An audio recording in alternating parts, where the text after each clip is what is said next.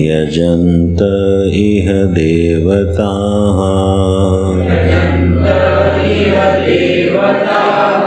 क्षिप्रं हि मानुषे लोके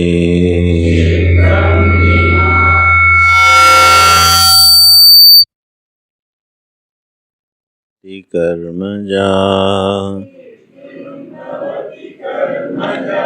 सिद्धिर्भवति कर्मजा।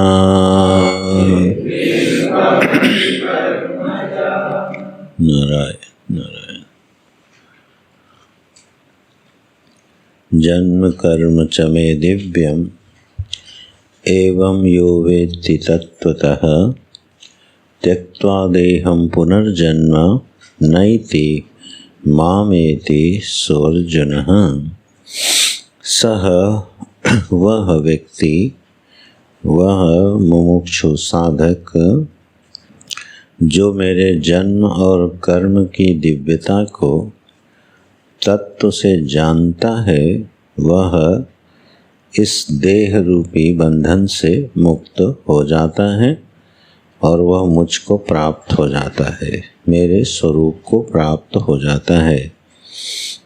तो भगवान का जो जन्म है और भगवान का जो कर्म है, भगवान का जन्म माया रूप है और उनका कर्म साधुओं का रक्षण है, ऐसा भगवान भाष्यकार ने एक एक पद में अर्थ कर दिया है। कल हम लोगों ने इसका विस्तार देखा था कि जब भगवान के अजन्मा स्वरूप का चिंतन होता है तो वह आत्मा होके ही सिद्ध होता है। जो भगवान अजन्मा हैं वह आत्मरूप भगवान ही होते हैं। तो आत्मा की ब्रह्मता के साथ जो अभेद दर्शन है वही मुक्ति का साधन बनती है। तो भगवान अजन्मा हैं, अजन्मा होके जन्म लेते हैं। यह जब एक इस दिव्यता का जब चिंतन होता है तो यह फिर अध्यात्म में अपने ही स्वरूप में घटता हुआ दिखाई देता है। यह देह जो हमको प्राप्त है, इस देह के साथ किसका जन्म होता है और इस देह के साथ किसकी मृत्यु होती है। देह का प्राकट्य तो दिखाई देता है और देह का विसर्जन भी दिखाई देता है, लेकिन यह देह जिसके साथ संबंधित होती है वह अजन्मा है। तो जब अजन्मा स्वरूप पर चिंतन होता है तो वह देहाभिमानी का अधिष्ठान ही मिलता है। तो इस तरह से जो भगवान के जन्म की दिव्यता है उसको तत्वतः जानता है, इसीलिए भगवान ने ये शब्द जोड़ा है, तत्वतः जानता है। तो जब तत्वतः जानता है, उसके यथार्थ को जानता है, उसके रहस्य को जानता है, तो नाम और रूप का भेदन करके बुद्धि उस आत्म तत्व तक पहुँच जाती है। और भगवान के कर्मों की जो दिव्यता है, जब उसका चिंतन करता है तो उसको ये ज्ञात होता है कि भगवान जो भी कर्म करते हैं वह केवल लीलावसात करते हैं, खेल खेल में सारे कर्म करते हैं। असल में उनका कर्मों से कोई संबंध नहीं होता है, न तो उनके कर्मों का कोई आगामी भविष्य में फल बनता है और न किसी पूर्व कर्म के कारण उनका जन्म हुआ होता है। तो कर्म का लेप उनको नहीं होता है, यद्यपि करते सब वही हैं।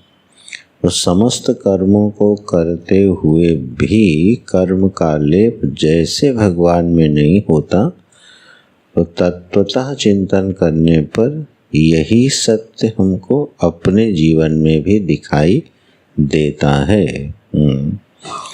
तो यह जो है कर्म की दिव्यता है कि वो अकर्ता भाव में प्रतिष्ठित हो जाता है। इस तरह से जब जन्म और कर्म पर भगवान का चिंतन होता है तो इसकी दो रीतियां बनती हैं और दोनों फलश्रुतियां इसमें घटती हैं। दो रीतियां क्या बनती हैं? भगवान हमसे अलग हैं, सृष्टि के मालिक हैं, मैं जीव हूँ, और भगवान का जो जन्म और कर्म है वो दिव्य है। तो जब जीव जीव रहते हुए भगवान के दिव्यता का, उनके कर्म और जन्म की दिव्यता को जानता है तो वह उनका भक्त हो जाता है, वह उनकी शरणागत हो जाता है। अगर कोई भगवान की लीलाओं का चिंतन करे तो वो भक्त हुए बिना रह नहीं सकता फिर, क्योंकि भगवान का जन्म ही भक्ति बढ़ाने के लिए और भगवान का कर्म भी लोगों के चित्त को अपनी ओर आकृष्ट करने के लिए ही होता है। तो अगर हम जीव हो करके और व्यावहारिक धरातल पर भी, भेद के धरातल पर भी भगवान का यह ऐश्वर्य, लीला ऐश्वर्य, अवतार के ऐश्वर्य का जब दर्शन करते हैं, चिंतन करते हैं, तो हमारे हृदय में एक भक्ति जन्म लेती है, एक भाव जन्म लेता है और वो हमें भगवान का प्रेमी बना देता है, भगवान का शरणागत बना देता है। तो ऐसा जीव जब इस तरह से भगवान की शरण में जाता है तो वह यह देह छोड़ने के बाद भगवान के स्वरूप को प्राप्त हो जाता है। माने या तो सालोक के सामीप्य, शास्त्री, सायुज्य आदि जो मुक्तियां हैं उनको प्राप्त हो जाता है, भगवान के धाम में निवास करता है, भगवान का पार्षद होकर निवास करता है, ठीक है, भगवान की लीलाओं का अंग बनता है, हिस्सा बनता है। तो जब भेद के धरातल पर भगवान के जन्म कर्म की दिव्यता को हम धारण करते हैं तो हृदय बड़ा पुनीत, पावन, पवित्र, निर्मल, मधुर हो जाता है। तो न केवल यह देह छोड़ करके बल्कि इसी देह में रहते हुए वो भगवान का सेवक होके, भगवान का भक्त होके अपने जीवन की यात्रा को बड़े आनंद से पूरा करता है और देह छोड़ने के बाद भगवान का अंगभूत होके रहता है। यह अर्थ भी इसमें प्राप्त होता है। दोनों ही धरातलों पर इसका चिंतन करना चाहिए और उसको धारण करना चाहिए। अगर भगवान के अवतार नहीं हुए होते तो कर्म करने की जो पद्धति है वो शायद किसी, वो आदर्श हमारे सामने कोई उपस्थित ही नहीं होता, तो ये बहुत मुश्किल हो जाता। तो जहाँ पर जिन दर्शनों में भगवान अवतार नहीं लेते हैं वो दर्शन बड़े सूखे सूखे हो जाते हैं, क्योंकि न तो फिर वो ऐसे कोई उत्सव हैं जिनका संबंध भगवान से जोड़ा जा सके, न ऐसी कोई लीलाएं हैं जिनका रस लिया जा सके, जिनका स्मरण किया जा सके। तो फिर जो मन है वो या तो अतिशय बौद्धिक होकर दार्शनिक धरातल पर चिंतन करता है या फिर विषयाभिमुख हो जाता है, बीच का मार्ग नहीं मिलता फिर। इसलिए अपने दर्शन में, वैदिक सनातन सिद्धांत में भगवान का जो अवतार है ये बड़ी करुणा है इस सृष्टि पर। तो देखो हम लोग इतने उत्सव मनाते हैं और बहुत उत्सव सीधे सीधे किससे जुड़े हैं? भगवान की लीला से। बहुत क्या, सारे उत्सव भगवान के अवतारों से जुड़े हैं। वो चाहे दुर्गा अष्टमी ही क्यों ना हो, वो भी दुर्गा देवी का अवतार है ना। गणेश चतुर्थी हो, वो भी गणेश जी का जन्म है। शिवरात्रि हो, भगवान शिव की लीला से संबंध है। तो अब आप देखो राम जी की लीलाएं, कृष्ण जी की लीलाएं, भगवान के इतने अवतार तो व्यक्ति हर उत्सव का जो संबंध है वो किससे जोड़ देता है? भगवान से। अपनी वैदिक सनातन संस्कृति को उत्सवी संस्कृति भी कहा जाता है। एक ऐसी है उत्सवी संस्कृति है, ये नैराश्य वाली संस्कृति नहीं है, ये हंसने खेलने खाने वाली संस्कृति है। बस केवल उसका संबंध जो है वो केवल विषय से नहीं होना चाहिए। ठीक है। अब दीपावली आती है तो दीपावली में कितना उत्सव मनाया जाता है, कितने तरह से उत्सव मनाया जाता है और कितने दिन तक मनाया जाता है। नाना प्रकार के व्यंजन बनते हैं, दीप जलते हैं और पूजाएं होती हैं। तो वह अगर आप केवल विलास की दृष्टि से देखो तो उसमें कोई रस नहीं मिलेगा। अब यही काम आप 10 आदमी मिल के पार्टी भी कर सकते हो। मान लो आपको अच्छा भोजन करना है तो आपने क्या किया, चलो भाई 10 लोग मिलो पार्टी कर लो, होटल चले जाओ, तो भी एक उत्सव हो गया। होता ही है, किसी का जन्मदिन मनता है तो उसको हम लोग जब इकट्ठा होते हैं मित्र लोग मानो तो एक पार्टी कर लेते हैं। तो वह उत्सव और दीपावली का उत्सव दोनों में अंतर देखना।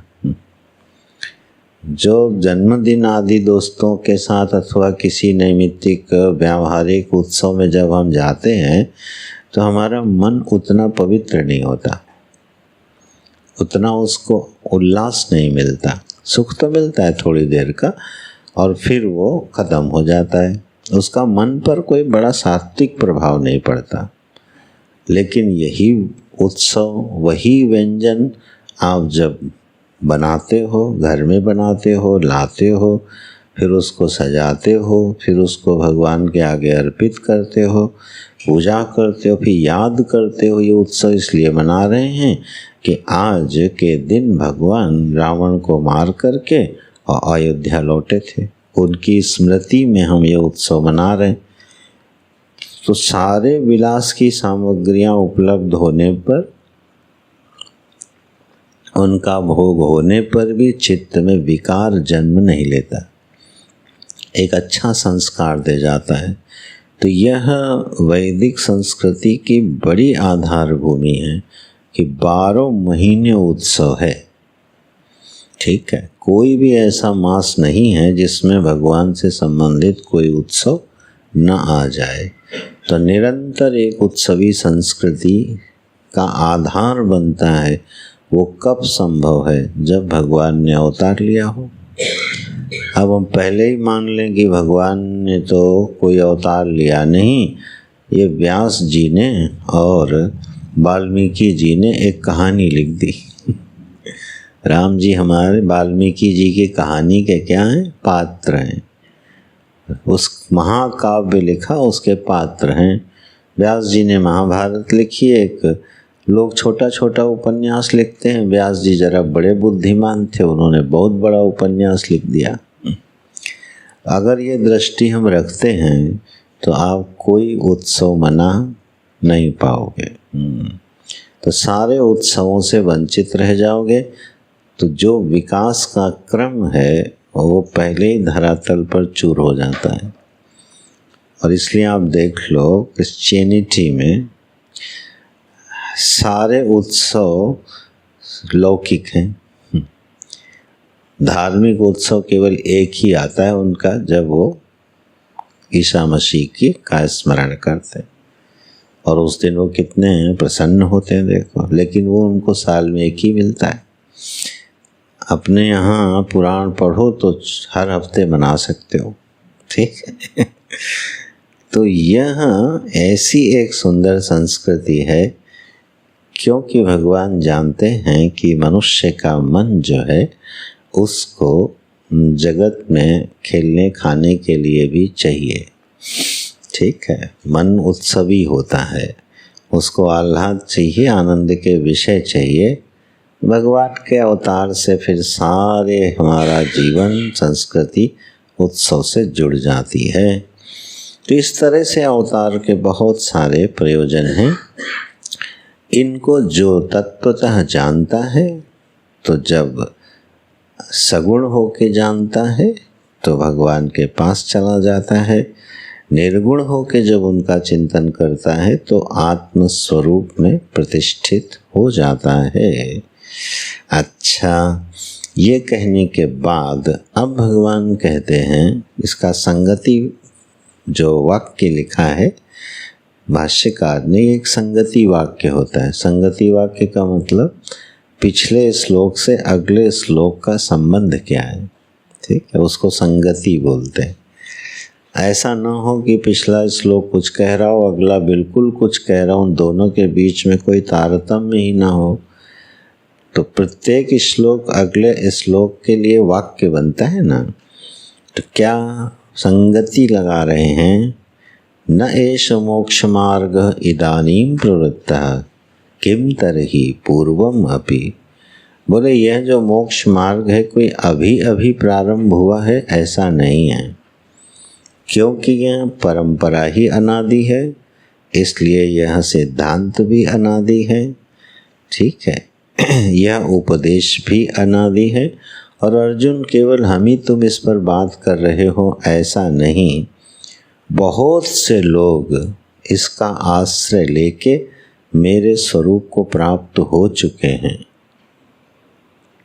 मद्भावम आगताः, मेरे स्वरूप को उपलब्ध हो चुके हैं। कैसे हुए हैं भगवान? बोले जब वो ऐसा चिंतन करते हैं जैसा मैं बता रहा हूँ, तो वीत राग भय क्रोधाः, उनके जीवन से धीरे धीरे जरा ये चीज़ें निकलने लगती हैं। राग निकल जाता है, भय निकल जाता है और क्रोध निकल जाता है। वीत राग भय क्रोधाः, राग भय और क्रोध की निवृत्ति हो जाती है। वो जीवन में धीरे धीरे शनै शनै शांत होते चले जाते हैं। ये किसके परिणाम से? जो भगवान की अवतार कथाओं का चिंतन करते हैं। क्रम ये है, जो पूर्व में बताए हुए भगवान के इस उपदेश के अनुसार चलते हैं, अपने मन को वहाँ लगाते हैं, तो उनका राग भय और क्रोध जीवन में विदा होने लगता है। देखो, राग जो है भगवान के लीला श्रवण से अनुराग में बदल जाता है। और क्योंकि भगवान ने अवतार लेके इतने भक्तों की रक्षा करी, तो मेरी काहे नहीं करेंगे, तो भय चला जाता है, ठीक है। और जब राग और भय चला गया तो क्रोध का कोई निमित्त बचता ही नहीं है, क्योंकि क्रोध आता ही राग निमित्तक है, काम निमित्तक है, आसक्ति निमित्तक है। तो ये तीन वृत्तियाँ जो अध्यात्म के मार्ग में एक बड़ी बाधा हैं। वैसे तो सारी वृत्तियाँ अपने ढंग से बाधा बनती हैं, लेकिन ये तीन प्रमुख वृत्तियाँ हैं, भाव हैं, जो अध्यात्म में हमको आगे नहीं बढ़ने देते। एक तो राग है। राग माने मन जो है कहीं चिपक गया है, उस पर रंग चढ़ गया है किसी का, तो रंजते इति रंजनः इति रागः, जो रंग देता है, ठीक है, रंजति इति रागः, जो रंग देता है उसको बोलते हैं राग। अब हमारे मन पे कोई रंग चढ़ गया। जब मन पे किसी चीज़ का रंग चढ़ जाता है तो मन सिवाय उसके और कोई चिंतन कर नहीं पाता। तो मन हमारे लिए उपलब्ध ही नहीं होता जब उस पे कोई रंग चढ़ा हो। तो वो रंग जब तक नहीं उतरता है तब तक मन हमारा खाली नहीं होता। तो सबसे बड़ा प्रतिबंध जो अध्यात्म जगत का है, अपने मोक्ष के मार्ग का है, अपने कल्याण का है, उसमें राग बड़ा प्रतिबंध बनता है। इसलिए कहीं पर ऐसा मत चिपको कि हमारा मन हमारे हाथ से निकल जाए, है ना। तो बोले अब राग तो व्यक्ति के लिए स्वाभाविक है, कहीं ना कहीं कोई ना कोई रंग चढ़ा ही रहता है, ठीक है। अच्छा, जीवन भर एक जैसा रंग नहीं चढ़ता, अवस्था बदलती रहती है, अनुभव बदलता रहता है और रंग बदलता रहता है, ठीक है। अवस्थाओं के अनुसार, देश काल के अनुसार हमारे ऊपर अलग अलग रंग चढ़ता है। भज गोविंदम में 3-4 रंगों का वर्णन है। बाल्यावस्था, क्रीडासक्ता, पूरा श्लोक तो मुझे याद नहीं। बाल्यावस्था क्रीडासक्ता है, जब बालक होता है तो खेल में आसक्त होता है, विवाह होता है तो तरुणी सकता, फिर वो स्त्री पुरुष आदि में आसक्त हो जाता है। और बाद में क्या है वो पंक्ति, बुढ़ापे में को भी न सकता। चलो, तो कुछ रंग हैं जीवन में जो अवस्था के अनुसार चढ़ते रहते हैं, बदलते रहते हैं। अब वृद्धावस्था में किससे राग होता है भाई?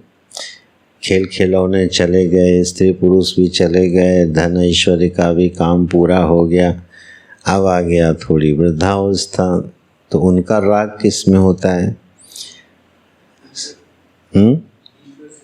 ईश्वर में। हाँ, हर वृद्ध का, हाँ बढ़िया, वृद्ध का जो राग होता है किस में होता है? अपने पुत्र के पुत्र पुत्रियों में बहुत अनुरक्त हो जाता है। अच्छा, मान लो वो भी नहीं है, वो भी घर से दूर है, तो उसका राग हो जाता है सुबह के अखबार में। अखबार अगर ना आए तो सबसे ज़्यादा तकलीफ किसको होती है? उस वृद्ध को, जिसका 2 घंटा सुबह उस अखबार के साथ निकलता है, ठीक है। और फिर शाम को वो जब घूमने निकलता है तो जो उनकी मंडली होती है, उस मंडली में राग होता है। तो मतलब ये है कि मन को राग मन रंजित होने का स्वभाव है, ठीक है। तो वो समय समय के अनुसार बदलता रहता है और इस पे एक एक रंग चढ़ते रहते हैं और उतरते रहते हैं। तो भैया अध्यात्म का चिंतन कब करोगे? बोले जब हमारा संबंध भगवान के अवतारों से जुड़ता है मेरे मन का, तो यही राग किस में बदलने लगता है? अनुराग में। प्रभु से जुड़ा हुआ जो राग है उसको अनुराग कहते हैं और वो कल्याणकारी हो जाता है, ठीक है। और वह अनुरागी चित्त फिर भयभीत नहीं होता। क्यों? अरे भगवान है रक्षा करने वाले, डरना काहे को? अब सोचो कोई आदमी अकेले जंगल में जा रहा हो, ठीक है, तो वो हनुमान चालीसा पढ़ के जंगल निकल जाता है कि नहीं? उस समय उसका साथी कौन बन गया? हनुमान चालीसा। अब उस अंधेरे का हनुमान चालीसा के साथ क्या संबंध है? सीधा गणित या कोई संबंध तो नहीं दिखता, लेकिन एक आस्तिक व्यक्ति का, जिसको हनुमान जी पर भरोसा है, वो हनुमान चालीसा गाते गाते, थोड़ा डरते और गाते जंगल पार कर जाता है। तो ये भय की निवृत्ति का साधन कौन बना? हनुमान जी। अब मान लो हमारे यहाँ ये माना गया है कि हनुमान जी है ही नहीं, वो तो किसी की कल्पना है, तो हनुमान चालीसा काम आएगी? तो यहाँ सब ऊपर के श्लोकों से संबंध करके अर्थ करना। जीवन में भय चला गया और फिर क्रोध चला गया, तो अर्जुन राग भय और क्रोध चले जाने पर मन मया माम उपाश्रिताः, मेरी शरण में रहते हुए, मेरे मन वाला होते हुए, मेरा स्मरण करते हुए अर्जुन, केवल तुम ही नहीं, बहवो ज्ञान तपसा पूता, एक नहीं, दो नहीं, चार नहीं अर्जुन, बहवः बहुत सारे लोग ज्ञान रूपी तपस्या से पवित्र होते हुए मेरे भाव को प्राप्त हो गए हैं। ज्ञान तपसा पूताः, पूताः माने पवित्र सन्न, पवित्र होते हुए। किससे पवित्र हुए भगवान? बोले ज्ञान तपसा। उन्होंने जीवन में एक तप किया, उस तप का नाम भगवान क्या दे रहे हैं? ज्ञान तपस। अध्यात्म के जगत में जो तप है वो विचार का नाम ही तप होता है। ये बिल्कुल श्रुति सम्मत मत है। तपस्या के संबंध में यह बिल्कुल स्पष्ट धारणा बना लेना कि आध्यात्मिक धरातल पर जो तप है वो विचार और विवेक को ही तप कहा गया है। क्योंकि गीता जी अध्यात्म का ग्रंथ है, इसलिए भगवान ने तप का स्वरूप बताया ज्ञान को, न कि कृच्छ चांद्रायण आदि उपवास, है ना, न कि पंचाग्नि सेवन, न कि कोई हठ। ये जो तप है ये व्यावहारिक धरातल पर धर्मानुसार किए जाते हैं, करने भी चाहिए, नहीं तो विचार की शक्ति नहीं आती है। लेकिन जब आध्यात्मिक धरातल पर बात हो तो जो चिंतन बनता, जो तप बनता है, उसका नाम है विचार, ज्ञान। परमात्मा के विषय में श्रवणानुसारी, परंपरानुसारी, शास्त्रानुसारी चिंतन करने की सामर्थ्य को विकसित करना, इसका नाम है तप। विचार एव तपः, आपको बहुत जगह जगह उसके उल्लेख मिलेंगे श्रुतियों में, पुराणों में, महाभारत में, कि विचार भी एक तप होता है। तो इस तप की महिमा को कभी धारण करना, ध्यान करना कि इसको तप की श्रेणी में क्यों रखा गया है। क्योंकि तप माने होता है जब तक कष्ट का अनुभव ना हो तो काहे की तपस्या। तपस्वी किसको कहते हो? जिसको आप कष्ट उठाते हुए देखो, आहार विहार भोजन रहन सहन संबंधी आप कष्ट उठाते हुए जब देखो तब आप कहते हो ये बड़ा तपस्वी है, ठीक है। और कोई कहे आओ आपको एक बड़े तपस्वी से मिलाने ले चलते हैं, बोले कहाँ हैं? बोले जो 7 स्टार होटल है ना, इसमें रुके हुए हैं। तो आप कहोगे दूर से ही प्रणाम, हमको ऐसे तपस्वी से नहीं मिलना। क्यों भाई? तपस्वी का मतलब जो कष्ट उठाए। तो ज्ञान कैसे तप हो गया? इसमें भी कोई कष्ट होना चाहिए, संघर्ष होना चाहिए। अब देखना इसमें संघर्ष कितना है। जीवन का जो द्वंद्व है, उस द्वंद्व को मिटाने के लिए जो संघर्ष करना पड़ता है, उसका नाम तप है। अब मैंने कहा कि मैं 1 घंटे बैठकर चिंतन करूँगा, शास्त्र का अध्ययन करूँगा, पंक्ति लगाऊंगा। अब चित्त जो है में राग चढ़ा हुआ है या कोई संस्कार उद्वेलित हो चुका है, वो चित्त पे कब्जा किए हुए, और हम कहते हैं कि मुझे अभी गीता पढ़नी है, चित्त हमको पढ़ने नहीं दे रहा है। अब एक संघर्ष हुआ कि नहीं? इस संघर्ष के साथ युद्ध करना, उसको लड़ना, अपने जीवन को इस तरह से सजाना कि हम विचार करने में समर्थ हो जाएं, ये बहुत बड़ा तप है। ये तप जल्दी सिद्ध नहीं होता, ठीक है। तो अपने मन को एकाग्र कर ले जाना, अपने मन को चुने हुए विषय में लगा के चिंतन कर ले जाने की जो सामर्थ्य है, वह इस तप का फल है। तो विचार रूपी जो तप है अर्जुन, ऐसे ज्ञान तपसाहा पूताहा। बोले हुआ क्या? इस ज्ञान तपस से हुआ क्या? बोले वो पवित्र हो गया। उसका हृदय पवित्र हो गया, निर्मल हो गया, शुद्ध हो गया। ये हमेशा हम लोगों को एक ध्यान रखना चाहिए। क्रिया से जो शुद्धि होती है वह शुद्धि स्थायी नहीं होती। विचार से जो शुद्धि होती है वो स्थायी होती है। इसलिए ज्ञान तपस क्रिया तपस से श्रेष्ठ माना जाता है। संबंध ये है कि विचार तपस जो है, ज्ञान तपस बिना क्रिया तपस के सहायता के सिद्ध नहीं होता। इसलिए क्रियात्मक किंचित तपस्वी हुए बिना कोई विचार का तपस्वी नहीं हो पाता है। आधार में चाहिए वो। लेकिन जो शुद्धि है वो क्रिया की अपेक्षा विचार से ज़्यादा होती है। ठीक है।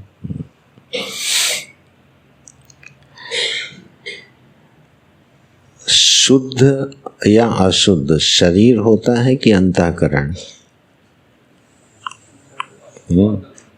अंतःकरण होता है। शरीर तो वैसे ही अशुद्ध है, नित्य अशुद्ध है वो तो। ठीक है। तो शुद्धि अशुद्धि का भाव कहाँ आता है? अंतःकरण में। तो अंतःकरण में ही शुद्धि अशुद्धि का निवास है। और अंतःकरण की शुद्धि अशुद्धि विचार रूपी जल से धुलेगी कि गंगा रूपी जल से? विचार रूपी जल से। गंगा रूपी जल से भी तभी धुलेगी जब पहले विचार में आपके गंगा जी आ जाएं। ठीक है। विचार में अगर हमारे श्रद्धा वाली गंगा जी नहीं है तो वो गंगा जी भी हमारे अंतःकरण को शुद्ध नहीं कर पाएंगी। तो इसलिए विचार शुद्धि से ही अंतःकरण की शुद्धि होती है और वही पवित्रता है। बहवो ज्ञान तपसा पूता, ऐसे ज्ञान रूपी तपस को करते हुए पराम शुद्धिम गताः संतः, उत्कृष्ट शुद्धि को प्राप्त होते हुए बोले अर्जुन, ईश्वर भाव मोक्षमागताः समनुप्राप्ताः।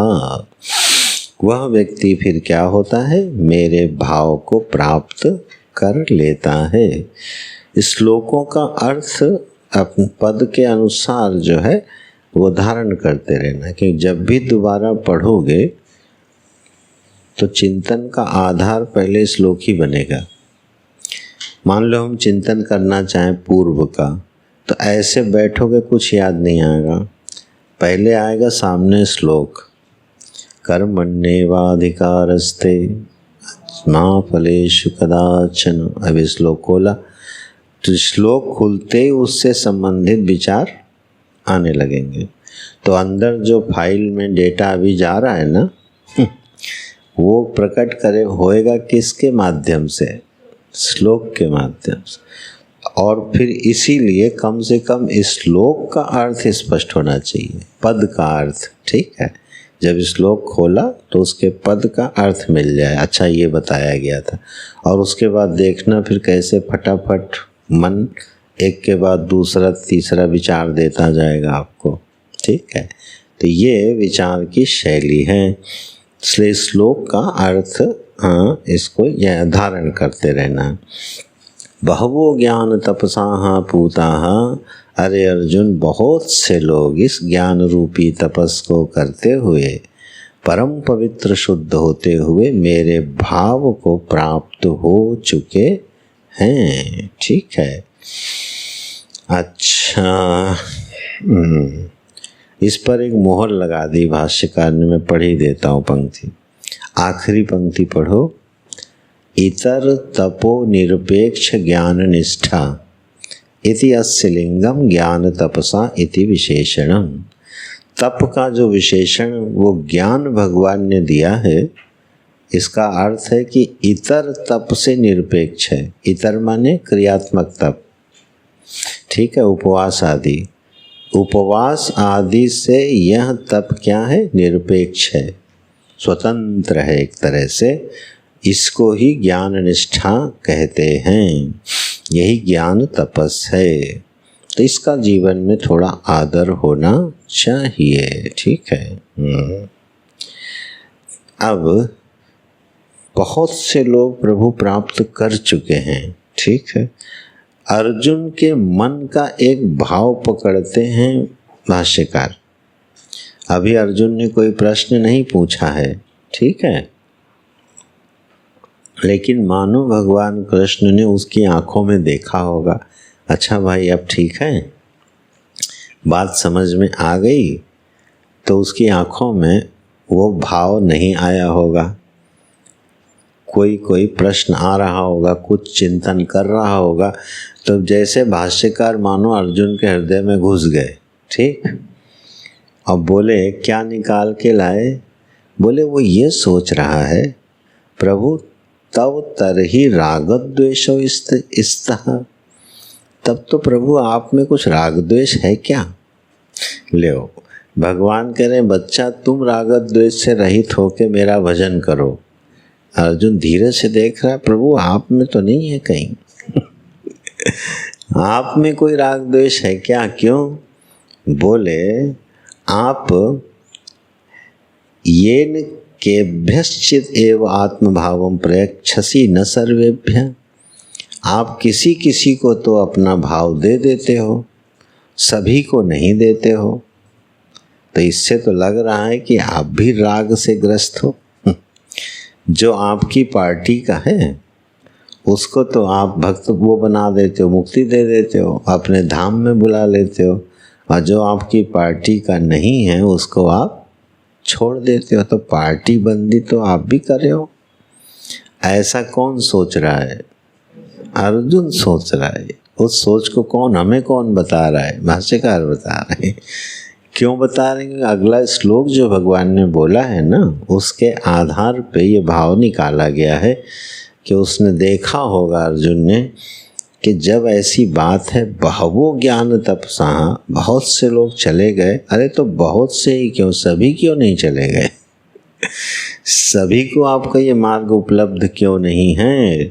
भगवान कहते हैं बताता हूँ, ये यथा मां प्रपद्यन्ते तांस तथैव भजाम्यहम्, मम वर्तमान वर्तन्ते मनुष्याः पार्थ सर्वशः।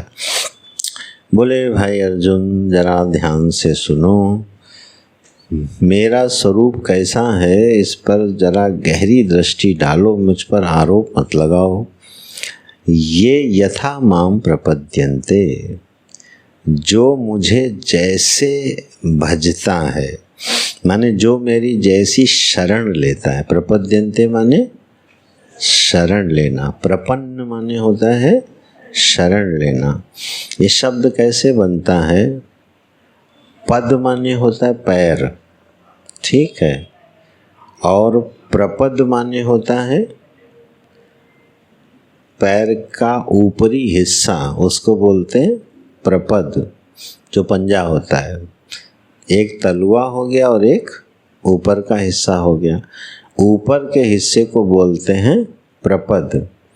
जब भी व्यक्ति शरणागत होता है, किसी के चरण पकड़ता है, तो बताओ प्रपद ऊपर का हिस्सा पकड़ता है कि नीचे का? ऊपर का ही तो पकड़ता है, नीचे का पकड़ेगा तो उन्हीं को गिरा देगा। तो प्रपद जो होता है वो पंजा होता, माने ऊपर का हिस्सा हुआ।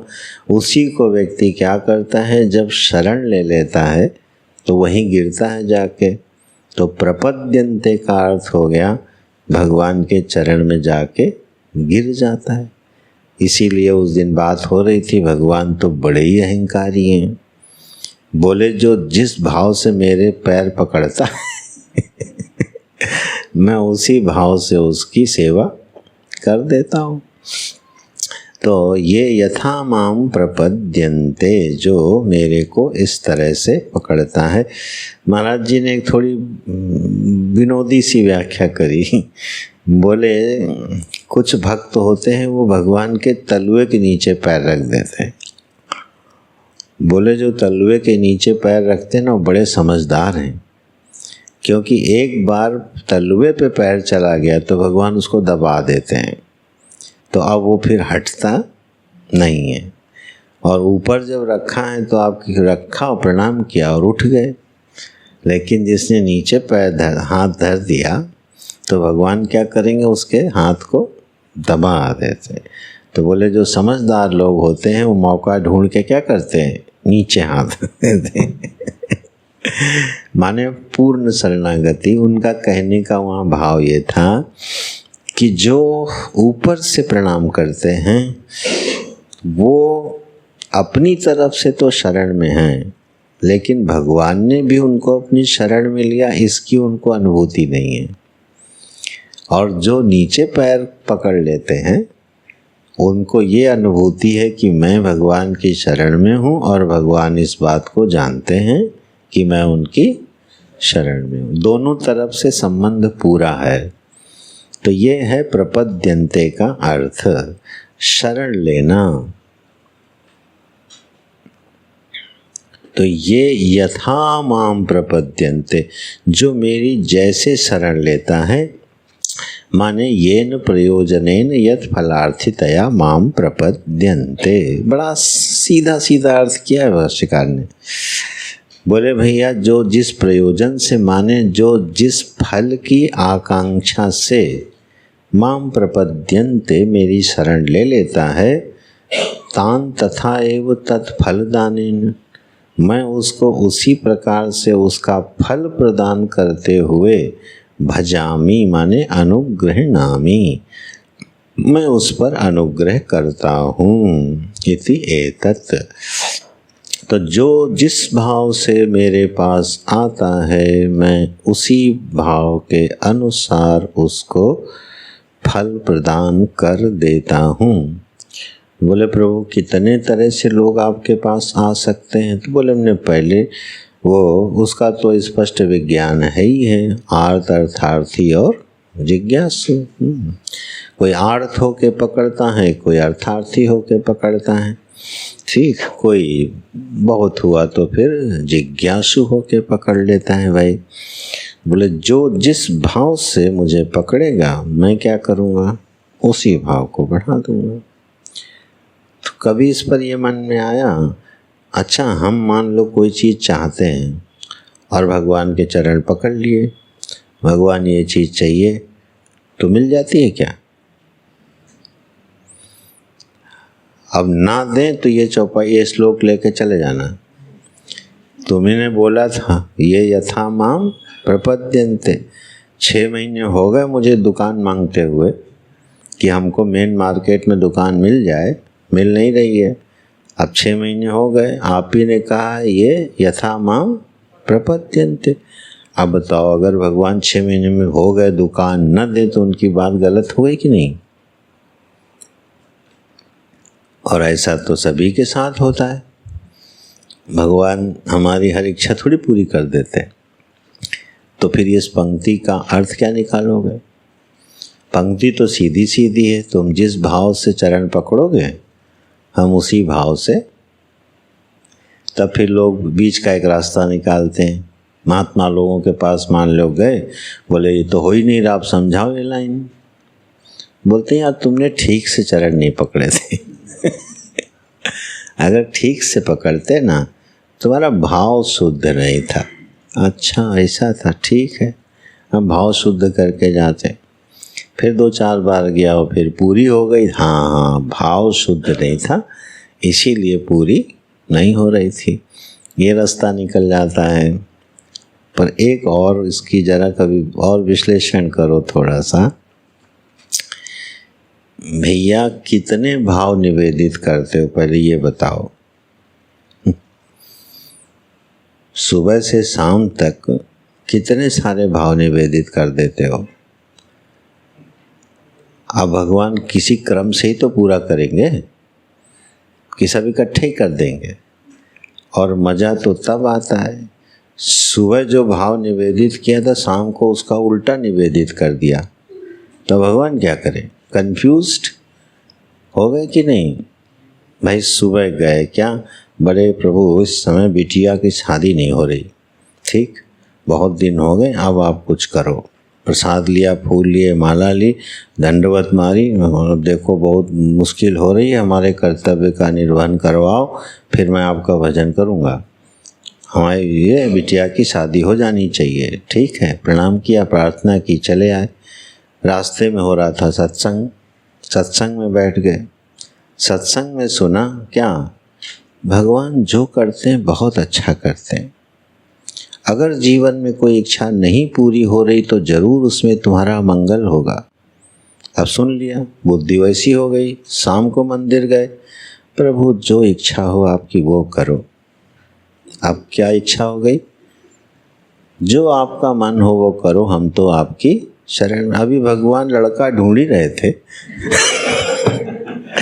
कि आपने जो है बीच में ये टांग मार दी जाके। भगवान कहें चलो ठीक है, अब हम अपने ढंग से करेंगे। अब दूसरे दिन आप फिर पहुंच गए, फिर 10 दिन बाद पहुंच गए, अभी तक कोई लड़का नहीं आया। अब बताओ भगवान क्या करें? तो यथा माम प्रपद्यन्ते में पहले तय तो करो कि मांग क्या रहे हो।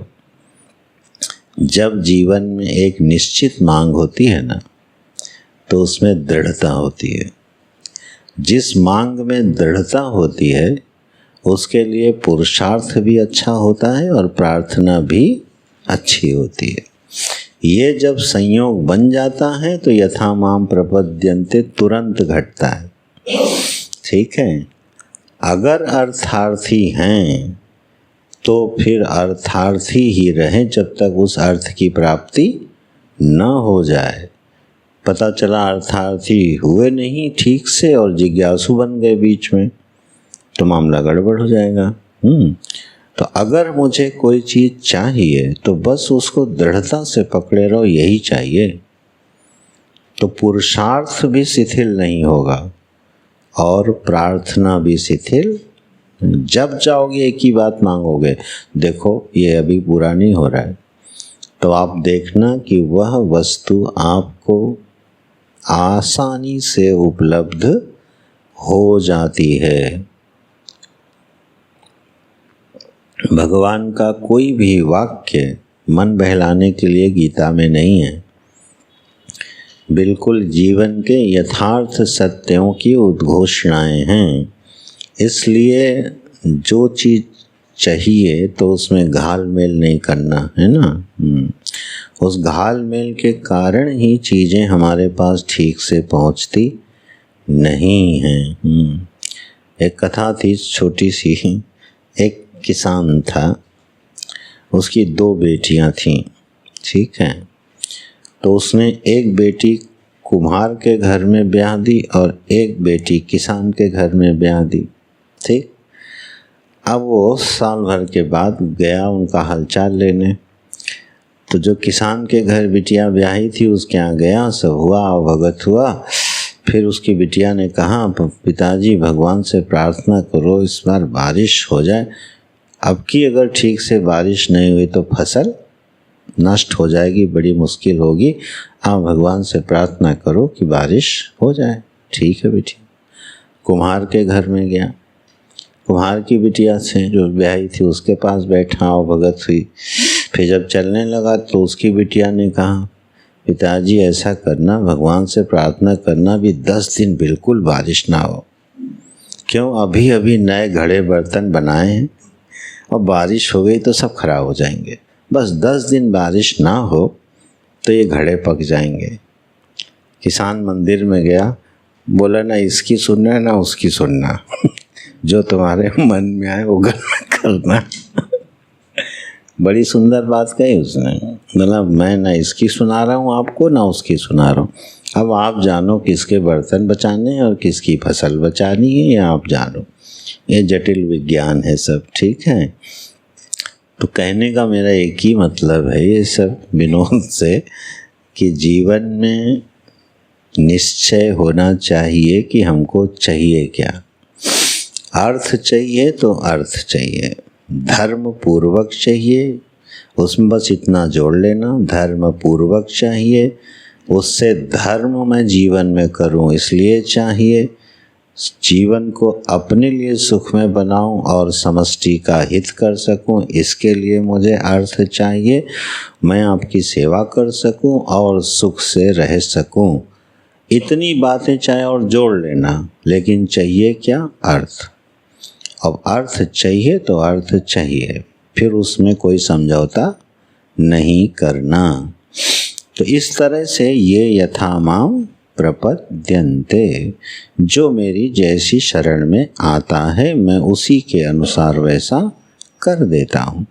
यहाँ पर थोड़ा सा देखो, भाष्यकार सावधान करते हैं कि जो तीसरी चौथी जो इच्छा है ना मोक्ष की, उसके लिए बिल्कुल स्पष्ट कर देते हैं, नहीं एकस्य मुमुक्षुत्वं फलार्थित्वं च युगपत् संभवति।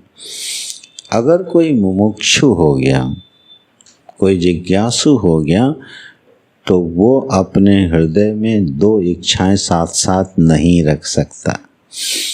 क्या कि मैं मुमुक्षु भी रहूं और फलार्थी भी रहूं। ये दोनों एक साथ युगपत ना संभवति, ये दोनों एक साथ कभी चलते नहीं हैं।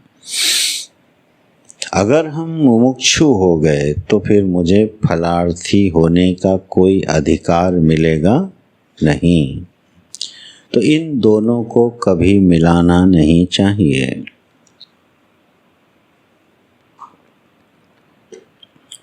बोले नहीं नहीं, हम तो मिला के करेंगे। कैसे? बोले मुमुक्षु तो हम हैं, वो बात बिल्कुल ठीक है, लेकिन साधन करने के लिए कुटिया भी तो चाहिए, भोजन भी तो चाहिए। तो ऐसा करो, जब तक बैंक में 50 लाख ना हो जाए मैं आपका भजन कैसे कर सकता हूँ। तो मुमुक्षा भी है और फलार्थी भी है, अभी दोनों साथ साथ हैं कि नहीं? क्यों? कुटिया तो चाहिए भजन के लिए, तो क्या करें प्रभु? तो वैसा करो, पैसा भी दो कुटिया बनाने के लिए, और उसमें बैठ के फिर हम क्या बनेंगे? मुमुक्षु। ठीक है, भगवान एक बात धीरे से कहेंगे, ओए सुनो, ऐसे ही बोलेंगे, ओए सुनो, क्या योगक्षेमम वहाम्यहम्, बोला ना तुमको? मुमुक्षु का योगक्षेम कौन मान करता है? मैं करता हूँ। तुम कुटिया के पीछे काहे पड़े हो? वहाँ ये घाल मेल नहीं चलेगा, पहले बोल चुके हैं। जो मेरी शरण में आके मेरा नित्य चिंतन करता है उसका योगक्षेम कौन मान करेगा? तुम्हें कुटिया चाहिए होगी तो कुटिया मिल जाएगी, आश्रम चाहिए होगा आश्रम मिल जाएगा, कुछ नहीं चाहिए होगा पेड़ मिल जाएगा, गांव मिल जाएगा। ये अब तुम्हारा विषय नहीं है, ये विषय हमारा है। तो इसलिए पंक्ति बड़ी सुंदर है, मुमुक्षा और फलार्थित्व, मुमुक्षत्व और फलार्थित्व दोनों एक साथ एक अंतःकरण में रहते नहीं हैं। इसमें कहीं अंदर घालमेल हो तो इसको अलग अलग कर लेना, ठीक है। इस तरह से ये यथामाम प्रपद्यन्ते, जो जो चाहता है उसको वो फल देता हुआ अर्जुन, मैं उसकी हर इच्छा पूरी करता रहता हूँ। और जो मुमुक्षु है, सन्यासी है, ज्ञानी है, उसको मैं अपना स्वरूप भी दे देता हूँ। इसमें मेरा कोई राग और द्वेष काम नहीं करता है। न पुनः राग द्वेष निमित्तम मोह निमित्तम वा कश्चित भजामि। भगवान अपने ऊपर ये आरोप सहन नहीं करते, सफाई दे रहे हैं। मैं अर्जुन रागी और द्वेषी नहीं हूँ। जिसने जो भाव व्यक्त किया मैं उसी के अनुसार काम करता हूँ। यही स्वभाव महापुरुषों का होता है, गुरुओं का होता है, ज्ञानियों का होता है, ठीक है। बहुत सारे शिष्य उनके सन्मुख रहते हैं और जिसको जो चाहिए होता है प्रपद्यन्ते, और वो वहाँ से ले जाता है, ठीक है। पर शर्त यह है कि क्या करना पड़ेगा? प्रपद्यन्ते, शरण में जाना पड़ेगा। बिना शरण में जाए निवेदन बनता नहीं है। हाँ, अधिकार पूर्वक ये मांग नहीं हो सकती है, ये संदेश है इसमें। अच्छा, मान लो कोई पुत्र है और पिता की संपत्ति पर उसका अधिकार है, ठीक है, और वो जाए और बोले सुनिए मेरा हिस्सा मुझे दे दीजिए क्योंकि उस पर मेरा अधिकार है। बाप दे भी रहा होगा तो नहीं देगा, ठीक। तुम्हारा हिस्सा कहाँ से आ गया? जीवन भर तो मैंने कमाया है, मेरा जिसको मन आएगा मैं उसको दूंगा, ठीक है, नहीं देता तुमको। पुत्र जिसका हक है, संवैधानिक हक है, ठीक है, वैदिक पारंपरिक रीति से पुत्र का संपत्ति पर हक है, लेकिन वो शरण पूर्वक न जाके हक पूर्वक खड़ा होता है तो भी हो सकता है पिता उसको संपत्ति से वंचित कर दे। ठीक है, तो जहाँ हक है, अधिकार है, वहाँ पर भी जरूरत पड़ती है किसकी? प्रपद्यन्ते। और अगर वो शरणागत हो जाए, कुछ मांगे ना, केवल सेवा ही कर दे, तो उसको बिना मांगे सब कुछ पिता और अधिक अर्पित कर देता है, दे देता है। ठीक बिल्कुल भगवान कह रहे, मेरा भी यही स्वभाव है, तुम मुझसे हक जताने मत चले आना। ये बात मैंने इसलिए उठाई, भक्ति की उच्छृंखलता में कुछ लोग भगवान के साथ ऐसा संबंध बना के बात करते हैं। ठीक है, मित्रवत। देख लो, अब समझ लेना, ये भाषा भगवान को पसंद नहीं आएगी। भले आपको लगे कि इसमें मेरी बड़ी आत्मीयता है, हमने कल परसों चर्चा हुई थी ना, यह आत्मीयता का अधिकार भगवान ने अपने पास रखा है। भगवान मुझे अपना मित्र कह सकते हैं, मैं भगवान को अपना मित्र नहीं कह सकता। तो ये गलती मत करना कि बड़े इस तरह से भगवान के साथ जुड़ोगे तो बात पूरी नहीं होगी। प्रपद्यन्ते पर ध्यान रखा जाना चाहिए। तो अर्जुन, मेरे में कोई राग नहीं, मेरे में कोई द्वेष नहीं, और इसीलिए मम वर्त्म अनुवर्तन्ते मनुष्याः पार्थ सर्वशः। मनुष्य जो भी करता है अर्जुन, वो मेरे ही मार्ग का अनुसरण कर रहा। इस पर हम आप चर्चा कर चुके हैं, विस्तार से कर चुके हैं। मनुष्य हर प्रकार से किस तरह से परमात्मा के मार्ग का अनुकरण कर रहा है, थोड़ा याद करो। मैं जानबूझ के आजकल पूछ रहा हूँ, ये मत समझना सता रहा हूँ, नहीं, उद्दीप्त करने की प्रक्रिया है, बुद्धि को सावधान करने की प्रक्रिया। कोई परीक्षा नहीं ले रहा, ना सता रहा हूँ। याद करो, कार्य करण वाला, हाँ, ये विषय भी आया था इसमें।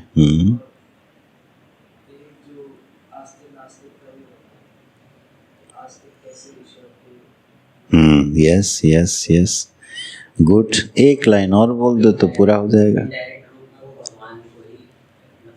हाँ, आनंद को चाह रहा है, यस।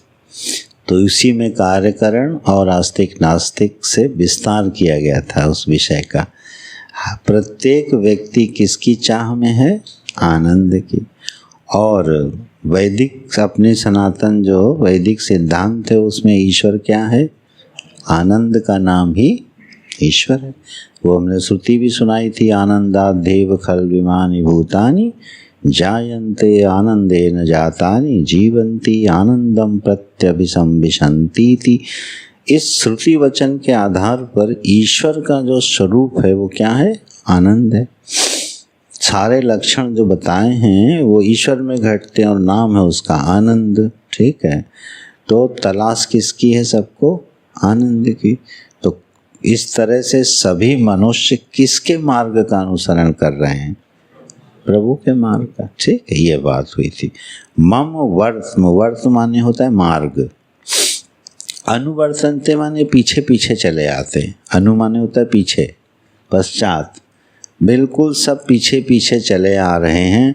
जो मेरा मार्ग, मेरे तक पहुंचने का मार्ग है, हे अर्जुन, सभी मनुष्य सभी प्रकार से क्या हैं? मेरे पीछे पीछे चले आ रहे हैं, क्योंकि सभी को मेरी तलाश है। ठीक है, तो इस तरह से भगवान के हृदय में कोई राग और कोई द्वेष नहीं है।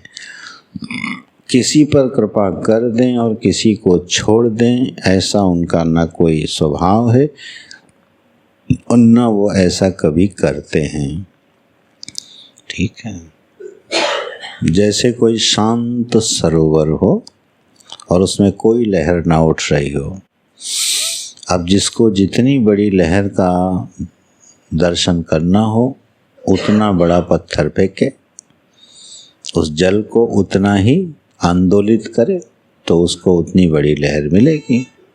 उतनी हलचल मिलेगी। तो इसी तरह परमात्मा कैसा है? नित्य शांत है, उसमें अपनी तरफ से कोई लहर उठती नहीं। भक्त ने अपनी प्रार्थना का एक फूल फेंका तो उस सरोवर में एक तरंग उठ गई। इस तरह से उस शांत परमात्मा में हम अपनी कामनाओं के पुष्प, प्रार्थना के रूप में कामनाओं के पुष्प फेंकते रहते हैं और उसमें से तरंगे उठती रहती हैं। तो जो जैसा प्रार्थना का पुष्प डालेगा उतनी तरंगों का लाभ उसको मिलेगा। और जो ज्ञानी लोग होते हैं, मुमुक्षु लोग होते हैं, जानते हो क्या करते हैं? वो कोई प्रार्थना का पुष्प नहीं फेंकते, बल्कि सारी प्रार्थना के पुष्पों को सरोवर के पास पहुंचने से रोक देते हैं। इसीलिए तो युगपत नहीं चलता ना ये। वो कोई प्रार्थना का पुष्प नहीं फेंकता, ठीक है। केवल उसको ये, तुम कौन हो जरा मुझे बताओ। तो वह जब पुष्प जाता है निराकार परमात्मा के पास तो बिना तरंगायित हुए मानो उसको अपने में समेट लेता है। हाँ, और जैसे परमात्मा नित्य शांत निर्विकार है, वैसे ही उनका जो मुमुक्षु भक्त है वो भी क्या हो जाता है? नित्य निर्विकार और शांत हो जाता है। ये एक प्रक्रिया है जीवन की। इस तरह से अर्जुन, न मुझे कोई राग है न कोई द्वेष है, सब मेरी ओर बढ़े चले आ रहे हैं। उस दिन हमने ये भी कहा था, इसलिए हमारी दृष्टि में कोई भी मनुष्य छोटा बड़ा होना नहीं चाहिए, क्योंकि उसी मार्ग पर कोई आगे कोई पीछे चला जा रहा है।